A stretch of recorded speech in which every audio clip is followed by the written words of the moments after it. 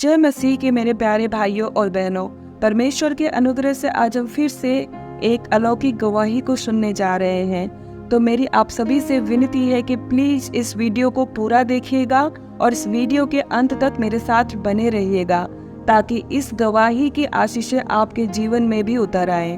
तो आइए हम अपनी गवाही की ओर चलते हैं। आज हम एपिसिड वीरिया की गवाही को सुनने जा रहे हैं, जो कि एक थाई अमेरिकन है, यानी कि उनके पेरेंट्स थाईलैंड से हैं और वे अमेरिका में आकर बस गए और एपिसिड का जन्म और पालन पोषण सब कुछ अमेरिका में ही हुआ, इसीलिए वो खुद को थाई अमेरिकन कहते हैं। एपिसिड के माता पिता ने उन्हें बचपन से ही उनको और उनके छोटे भाई को बौद्ध धर्म के बारे में सिखाकर बड़ा किया और इसीलिए वो अपने आप को बुद्धिस्ट कहते हैं। क्योंकि एपिसिड ने बताया कि थाईलैंड में 95% लोग बौद्ध धर्म के अनुयायी हैं और इसीलिए अमेरिका में रहने के बावजूद एपिसिड के माता पिता ने ना ही उन्होंने अपना कल्चर छोड़ा और ना ही अपने बच्चों को उस कल्चर को छोड़ने दिया। उनके पेरेंट्स उन्हें बुद्ध के मंदिर में हर रविवार को लेकर जाते बौद्ध धर्म के बारे में और थाई भाषा को सीखने के लिए। और एपिसिड ने बताया कि ये सब कुछ उनके लिए तब तक नॉर्मल रहा जब तक कि उनके साथ कुछ असाधारण गतिविधियां यानी कि पैरानॉर्मल एक्टिविटीज नहीं होने लगी। जब एपिसिड लगभग 12 साल के थे और उनका छोटा भाई 10 साल का, तब वो बताते हैं कि उनके और उनके भाई के साथ कुछ अजीब घटनाएं घटने लगी। जैसे कि वो अपने घर में कुछ आवाजों को सुनते थे और कुछ आवाजों को वो अपना नाम पुकारते हुए सुनते थे, और कभी कभी उनके दरवाजे अपने आप बंद हो जाया करते थे। और जब उन्होंने ये सब कुछ अपने माता पिता से बताया तो उनके पेरेंट्स को लगा कि ये लोग शायद कुछ ज्यादा ही डरावनी या भूतिया टीवी सीरियल्स और शोज देख रहे हैं, और इसीलिए उन्हें वो सब कुछ रियल नहीं बल्कि बच्चों को वहम हो गया है ऐसा लगने लगा, और उन्होंने उन बातों को अनदेखा कर दिया।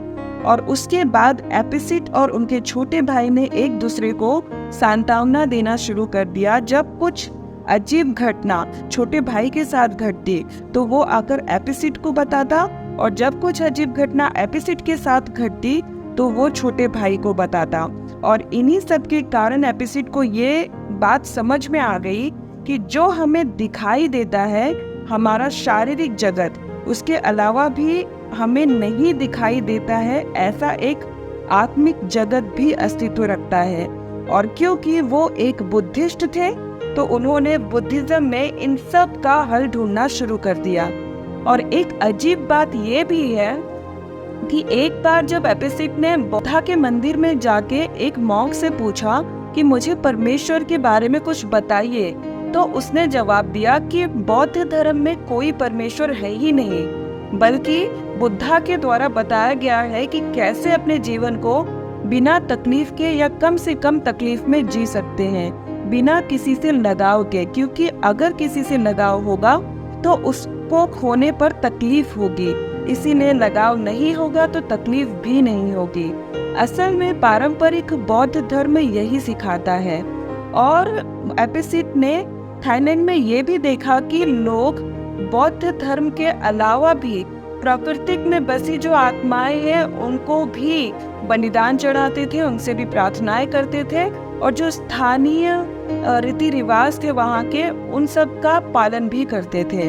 तो एपिसिड वो सब कुछ करते थे जो उन्होंने बचपन से अपने पेरेंट्स और बुद्धिज्म से सीखा था, और ये सब कुछ चलता रहा। साथ ही साथ सारी पैरानॉर्मल एक्टिविटीज भी चलती रही। और फिर एपिसिड अपनी पढ़ाई पूरी करने के लिए अमेरिका में स्थित मैरीलैंड बाल्टीमोर काउंटी के यूनिवर्सिटी में गए, और यहीं पर उन्होंने पहली बार प्रभु यीशु मसीह के बारे में सुना। पर एपिसिड में एक कट्टरता थी बुद्धिज्म को लेकर, तो वो सोचते थे कि बुद्धिस्ट लोगों को कोई जरूरत नहीं यीशु मसीह को फॉलो करने की।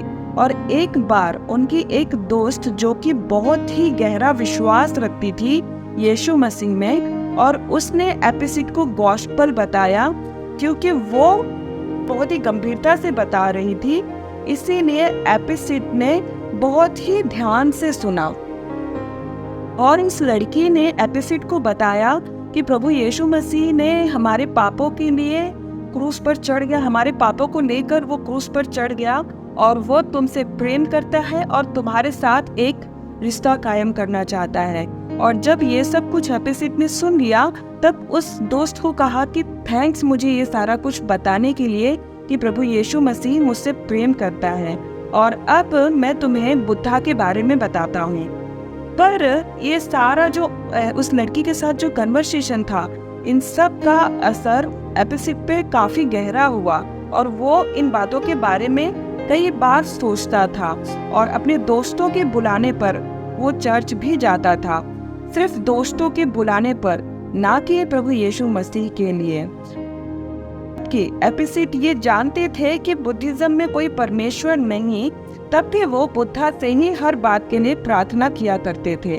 और उन्हीं दिनों में एपिसिड ने महसूस किया कि पता नहीं क्यों वो डिप्रेशन के शिकार होते जा रहे हैं और जांच कराने पर पता चला कि उन्हें ओसीडी है, यानी कि ये एक तरह की दिमागी बीमारी है, ऑब्सेसिव कंपल्सिव डिसऑर्डर के नाम से, जिसमें मरीज जो होता है, इस बीमारी में जो मरीज होता है वो एक ही बात या एक ही काम बार बार दोहराते रहता है। और ऐसा ही कुछ एपिसिड के साथ भी हो रहा था।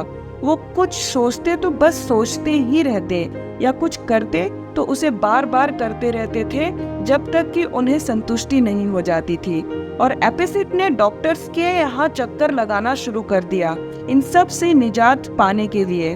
और इन सब के चलते उनकी पढ़ाई पर बहुत बुरा असर पड़ रहा था और उन्होंने सोचा कि ऐसे तो मेरी पढ़ाई पूरी करना और उसके बाद मुझे जॉब का मिलना बहुत ही मुश्किल है, असंभव सा लग रहा है।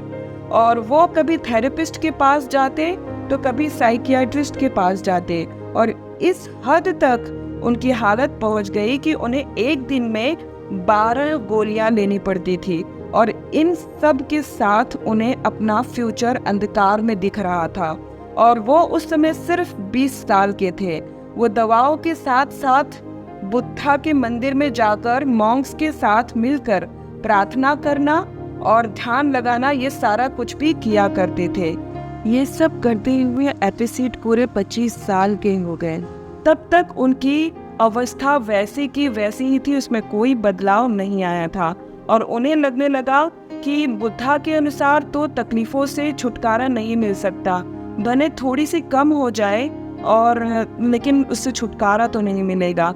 और एपिसिड अब निराशा की ओर बढ़ने लगे, वो पूरी तरह से निराश होने लगे। और उस समय एक नए थेरेपिस्ट के पास उन्होंने जाना शुरू किया और वो थेरेपिस्ट हमेशा ट्रीटमेंट के बाद एपिसिड से पूछता था कि क्या मैं यीशु के नाम से आपके लिए प्रार्थना करूं। और एपिसिड इतने ज़्यादा परेशान थे कि वो हर चीज़ों को उस समय एक्सेप्ट कर लेते थे और इसीलिए वो उस थेरेपिस्ट को कहते कि हाँ तुम मेरे लिए प्रार्थना करो। और हर बार जब भी एपिसिड उसके पास जाते वो प्रार्थना किया करता था ट्रीटमेंट के आखिर में। और एपिसिड बताते हैं कि 25 साल की उम्र में उन्हें इस थेरेपिस्ट से मिलने के बाद ऐसा लगा कि अब जीवन फिर से सामान्य हो रहा है, उनको अब दवाओं की ज़रूरत नहीं पड़ती थी। और वो जो थेरेपिस्ट था वो आखिरी थेरेपिस्ट था उनके जीवन में और अब उनको जीवन थोड़ा मैनेजेबल लगने लगा, पहले से बेहतर लग रहा था। और फिर से उन्होंने अपनी पढ़ाई पूरी करने की तैयारी शुरू कर दी। और एक दिन अपने घर में एपिसिड पढ़ाई कर रहे थे और अपने भाई के कमरे में बैठ के पढ़ रहे थे और उन्हें भूख लगी तो उन्होंने सोचा कि मैं कुछ खाने के लिए लेकर आता हूँ। और वो अपने भाई के कमरे से बाहर निकल के खाना लेने किचन में गए। और जब वो खाना लेकर वापस आ रहे थे तब उन्होंने अपने भाई के रूम में एक परछाई जाती देखी। वो देख पा रहे थे कि जिसके हाथ पैर सर सब कुछ है, ऐसी एक परछाई उनके भाई के रूम में जा रही है। तो उसे जाते देखकर उन्होंने सोचा कि शायद मेरे पिताजी होंगे या कोई तो मेरे रूम में गया होगा। और जब उन्होंने कमरे में जाकर देखा तो कमरे में कोई भी नहीं था और एपिसिड थोड़ी देर के लिए एकदम शॉक हो गए, क्योंकि बचपन से अब तक एपिसिड ने खाली आवाजों को सुना था और अजीब चीजों को, अजीब गतिविधियों को देखा था, पर इस तरह से परछाई वो पहली बार देख रहे थे। और सप्ताह के अंत में यानी कि वीकेंड पे एपिसिट बुद्धा के मंदिर में गए, क्योंकि वो जो देख चुके थे वो सोच उन्हें डरा रही थी। तो एपिसिट ने एक मॉन्क से वो सब कुछ बताया जो उसके साथ हो चुका था, और जवाब में मंदिर के मॉन्क ने कहा कि इस दुनिया में बहुत सी आत्माएं हैं और जो मरने के बाद अपनी अयोग्यता के कारण दूसरा जन्म नहीं ले पाते, वो ऐसे ही भटकते रहते हैं। तो एपिसिट ने पूछा कि मैं अब क्या करूं? तो मॉन्क ने कहा कि जाओ उस कमरे में ध्यान लगाओ, और जब वो आ जाए तब उससे अपनी योग्यता शेयर करो, साझा करो। और एपिसिट उन पर इतना भरोसा करते थे कि जैसा उन्होंने कहा एपिसिट ने बिल्कुल वैसा ही किया। तो एपिसिट अपने भाई के कमरे में गए और वो मेडिटेट करने लगे, यानी कि ध्यान लगाने लगे, और उन्होंने महसूस किया कि कुछ तो कमरे के अंदर आया है। उन्होंने कमरे में अचानक ठंडक महसूस की, और तब एपिसिट ने कहा कि तुम जो भी हो, मैं तुमसे अपनी योग्यता साझा करना चाहता हूँ। और जैसे ही एपिसिट ने ऐसे कहा, वो जो ठंडक सी माहौल में महसूस हो रही थी वो अब एपिसिट को अपने शरीर के अंदर आ रही है, ऐसा महसूस होने लगा। और एपिसिट को तुरंत महसूस हो गया कि कुछ तो गलत हुआ है, और एपिसिट तुरंत अपने पेरेंट्स के पास गए और उन्हें पूछा कि क्या आज ठंडी है, क्या आप लोगों को ठंड लग रही है? तो एपिसिट के पेरेंट्स ने जवाब दिया नहीं। तब एपिसिट को तुरंत मालूम हो गया कि मेरे साथ कुछ बहुत बुरा हो गया है। और अगले 2 हफ्तों तक एपिसिट ने बताया कि उन्हें लगातार जबरदस्त ठंड लगी, और घर के अंदर रहते हुए भी एपिसिट पूरी तरह से खुद को कवर करते थे, जैकेट डालकर, कैप डालकर, दस्ताने डालकर, सॉक्स पहनकर। ये सब कुछ पहनने के बावजूद वो ऐसा कहते थे कि अरे कितनी ठंड है। और इन सब के साथ साथ घर में अजीब घटनाएं भी हो रही थी। एपिसिट को अजीब चीजें दिखाई देती थी। उन्हें ऐसा लगता था कि कोई उन्हें हमेशा देख रहा है, उन पर नजर रख रहा है। और एपिसिट घर में रहने से डरने लगे, और उन्होंने अपना बैग पैक किया और अपने दोस्त के घर चले गए, और वहां से ही वो अपने कॉलेज में जाते थे। और वहां पर भी एक दिन जब वो जा रहे थे तो उन्होंने देखा कि उनके साथ एक परछाई उनके दोस्त के रूम में चली गई, वो भी दीवार के आर पार होकर। और वो समझ गए कि ये परछाई मेरा पीछा कर रही है, और वहां से भी तुरंत उन्होंने बैग पैक किया, ये सोचकर कि मेरी वजह से कहीं मेरे दोस्त और उसके रूममेट को कोई परेशानी ना उठानी पड़े इस परछाई के द्वारा। और वो वहां से निकलकर सीधा बुद्धा के मंदिर में जाकर वहां के दरवाजे खटखटाने लगे। रात के 10:30 बजे, और एक मॉन्क ने एपिसिट को अंदर लिया और एक रूम दिया, और सुबह वो एपिसिट के साथ बैठकर कुछ अनुष्ठानों को करने लगा, कुछ बलिदान चढ़ाए और प्रार्थनाएं की उस आत्मा को शांत बिठाने के लिए। और फिर उसने कहा कि अगर ये सब कुछ रुकता नहीं है जो तुम्हारे साथ हो रहा है तो तुम वापस आ जाना। और 3 दिन के बाद एपिसिट वापस मंदिर गए, क्योंकि कुछ भी ठीक नहीं हुआ था, सब कुछ वैसे ही हो रहा था। और एपिसिट और वो मॉन्क जब बात कर रहे थे तो उस मॉन्क ने बताया कि कुछ लोग कमजोर दिमाग के होते हैं और वो बहुत ही आसानी से इन आत्माओं के चपेटे में आ जाते हैं, अफेक्ट हो जाते हैं, और तुम भी उन्हीं कमजोर दिमाग वाले लोगों में से एक हो। ऐसे लोगों का या इस परिस्थिति का कोई इलाज नहीं, कुछ किया नहीं जा सकता है। और ये सुनकर एपिसिट बहुत निराश और व्याकुल हो गए और सोचने लगे कि अब मैं क्या करूं, मेरा क्या होगा। और एक रात 10 बजे के समय में एपिसिट अपनी कार की तरफ जा रहे थे, अपने ट्यूशन क्लास से निकलकर, ये सोचते हुए कि मैं मुश्किलों में हूँ और मैं फिर से उसी हालात में हूँ जैसे मैं ओसीडी के समय में, उस बीमारी के समय में हुआ करता था। जितनी मुश्किलें उस समय मेरे जीवन में थी, अब उसी तरह से फिर से मैं मुश्किलों में पड़ा हुआ हूँ। और व्याकुल होकर एपिसिट कार में बैठे और जैसे ही कार स्टार्ट की, रेडियो चालू हो गया और कोई पास्टर उस पे कुछ बोल रहा था और एपिसिड एकदम आश्चर्यचकित हो गए कि मैं तो सिर्फ संसार के जैसे हिप हॉप हो गए या फिर रॉक म्यूजिक हो गया, ऐसे सभी गानों को हमेशा सुनता हूँ, तो ये पास्टर की आवाज कैसे आ गई, ये पास्टर का चैनल कैसे आ गया है मेरे रेडियो पर। और फिर एपिसिड ने समझ लिया कि जरूर ये परमेश्वर की ओर से ही कोई चिन्ह है और एपिसिड ने उसे ध्यान से सुनना शुरू कर दिया। और उस पास्टर ने एक सवाल पूछा कि क्या आप ऐसा महसूस कर रहे हैं कि आप समुंदर के बीच में फंसे हुए हैं और सोच रहे हैं कि परमेश्वर ने मुझे ऐसे हालातों में क्यों छोड़ दिया है? तो मैं आपको बताना चाहता हूँ कि कभी कभी परमेश्वर ऐसे हालातों को इसलिए आने देता है हमारे जीवन में ताकि हमें पा सके और हम परमेश्वर को पा सके। और एपिसिड ने कहा कि अगर मैं इन हालातों से गुजरकर परमेश्वर से मिलूंगा तो मुझे परमेश्वर किसी भी हाल में चाहिए।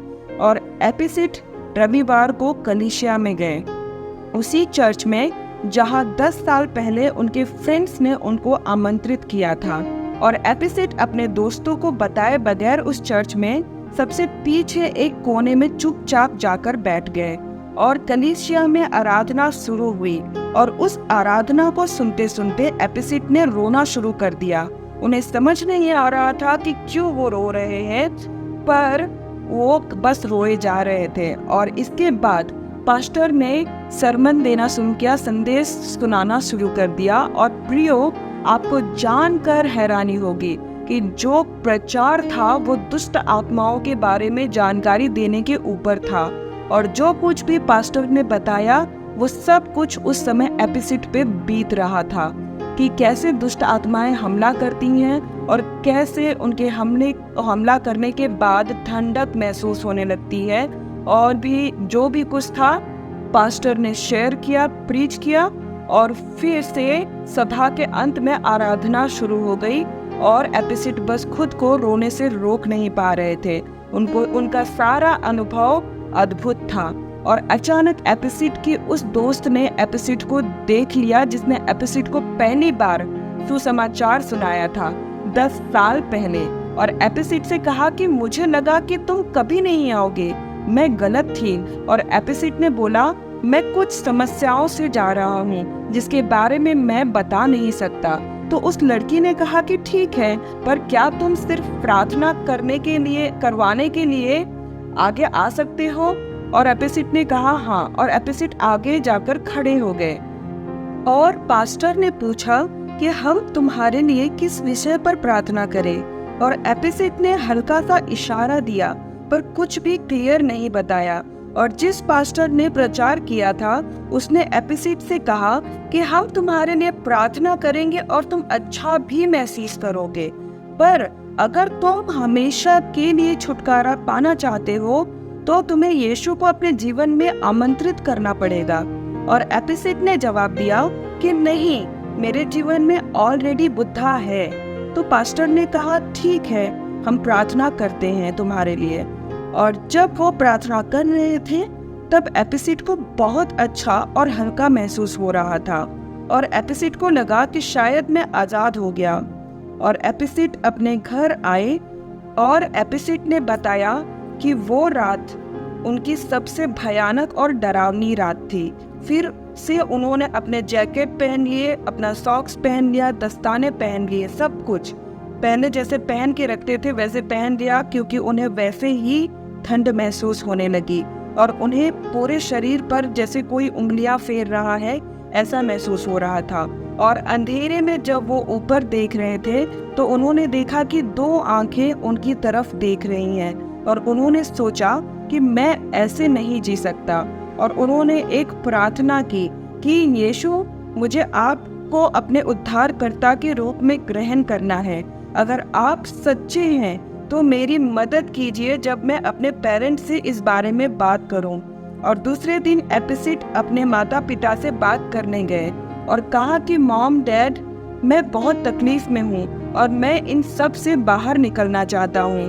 क्योंकि वो एपिसिड के माता पिता थे इसीलिए इतना तो जानते थे कि एपिसिड कुछ तकलीफ में है, पर तकलीफ थी किस बात की वो उन्हें नहीं पता थी। और माता पिता ने पूछा कि तुम्हें तुम्हारी तकलीफ से बाहर निकालने के लिए हम क्या कर सकते हैं। तो एपिसिड ने कहा कि कोई भी मुझे मेरी तकलीफ से बाहर नहीं निकाल सकता, सिर्फ एक को छोड़ के। और पेरेंट्स ने पूछा कि वो एक कौन है।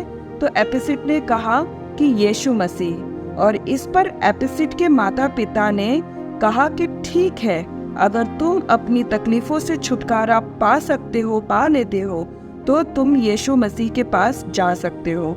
और फिर एपिसिड को लगा कि मैंने जो प्रार्थना की थी शायद वो यीशु मसीह ने सुन ली, और इसीलिए मेरे पेरेंट्स मुझे यीशु के पास जाने देने के लिए तैयार हो गए। और तुरंत एपिसिड पास्टर के घर पे चले गए। और जब एपिसिड ने पास्टर को सब कुछ डिटेल में बताया, तब पास्टर ने भी एपिसिड को फिर से सुसमाचार बताया और एपिसिड से पूछा, क्या तुम यीशु मसीह के पीछे चलना चाहते हो?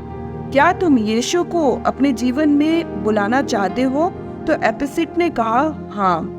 तब पास्टर ने कहा कि ठीक है, हम प्रार्थना करते हैं। और उस प्रार्थना के शुरू होने के पहले एपिसिड ने एक आवाज सुनी। वो एक गुर्राने की आवाज थी, जो कि शायद वो दुष्ट आत्मा निकाल रहा था। और उस आवाज को एपिसिड ने अनदेखा कर दिया और पास्टर के साथ मिलकर प्रार्थना करना शुरू कर दिया। और प्रार्थना के बाद एपिसिड ने सोचा कि अब मैं एक मसीही हूँ। और उसी दिन जब वो अपने कॉलेज की लाइब्रेरी यानी कि पुस्तकालय में पढ़ रहे थे, तब उन्हें अपने पैरों में झंझनाहट महसूस होने लगी, जैसे कि बिजली उनके पैरों में दौड़ रही हो। और एपिसिड ने उस पे काबू पाने की बहुत कोशिश की, पर वो उसके ऊपर काबू नहीं पा रहे थे। और इसीलिए उनको अब ऐसा लगने लगा था कि शायद अब मैं पोजेस्ड हो रहा हूँ, यानी कि वशीभूत हो रहा हूँ। अब बस थक चुका हूँ इन सब से। पर उसमें एक अद्भुत बात ये लगी एपिसिड को कि अब जहाँ से वो झंझनाहट पैरों से शुरू होकर धीरे धीरे ऊपर की ओर बढ़ रही थी, वहाँ एपिसिड को अब गर्माहट महसूस हो रही थी। और एपिसिड को लगा कि चलो कम से कम अब गर्माहट तो महसूस हो रही है मुझे। इतने दिन मैं इतने ठंड से परेशान था, अब कम से कम कुछ गर्माहट तो मुझ में आई। और उसके बाद एपिसिड जब अपने नाइट क्लास में गए, तब तक वो झंझनाहट पूरे शरीर में उनको महसूस हो रही थी।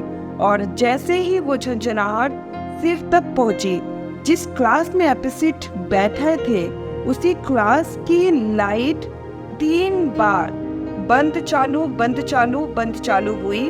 और जो शिक्षक उस क्लास में पढ़ा रहे थे, उन्होंने पढ़ाना रोककर कहा कि लगता है यहाँ पर भूत आ गया है। और सभी बच्चे जोर से हंसने लगे। और एपिसिड ने सोचा कि ये जरूर मेरी ही वजह से हो रहा है। पर अब एपिसिड को बेहतर महसूस हो रहा था।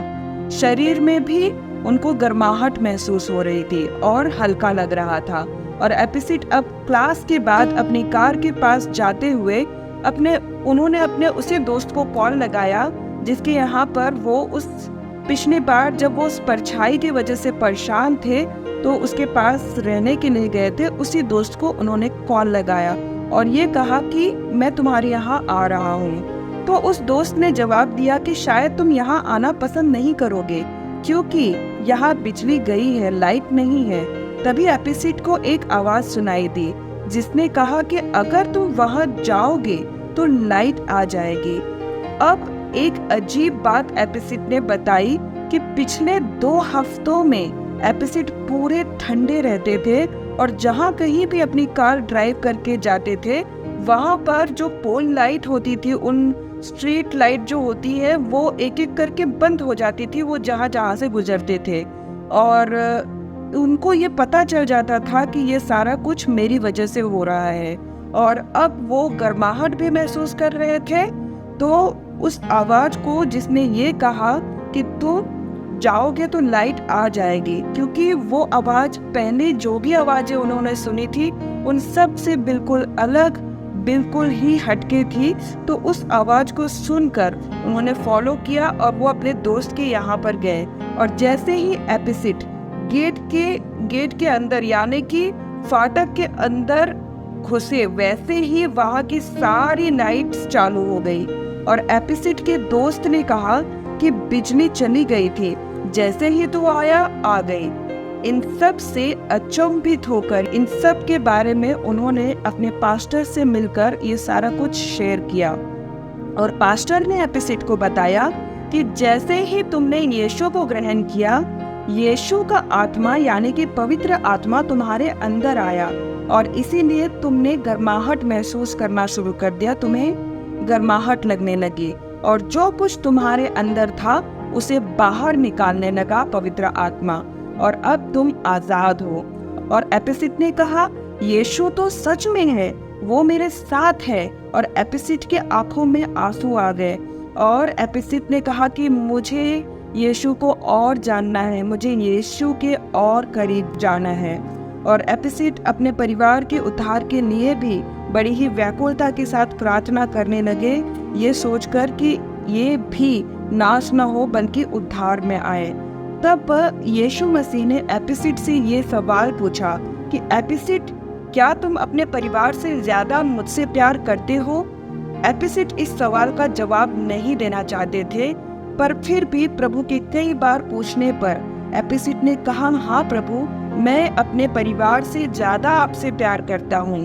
तब प्रभु यीशु मसीह ने कहा कि एपिसिड, जितना तुम अपने परिवार से प्यार करते हो उससे कहीं ज्यादा मैं तुम्हारे परिवार से प्यार करता हूँ और उनका ख्याल रखता हूँ। और ये सुनकर एपिसिड एकदम ही एश्योर्ड हो गए कि जैसे मेरा ख्याल रखता है मेरा प्रभु, वैसे ही वो मेरे परिवार का ख्याल भी रखेगा और उन्हें भी उद्धार में लेकर आएगा।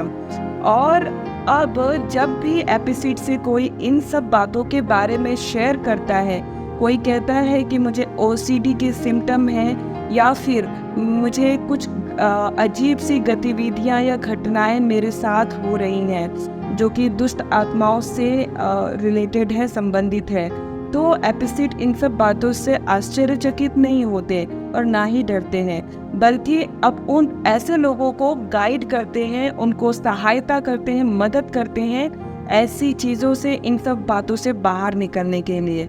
और अब एपिसिड एक अच्छे पोस्ट पर, एक हाई पोस्ट पर जॉब भी कर रहे हैं और उनके 2 बच्चे भी हैं, एक भरा पूरा खुशहाल परिवार भी है।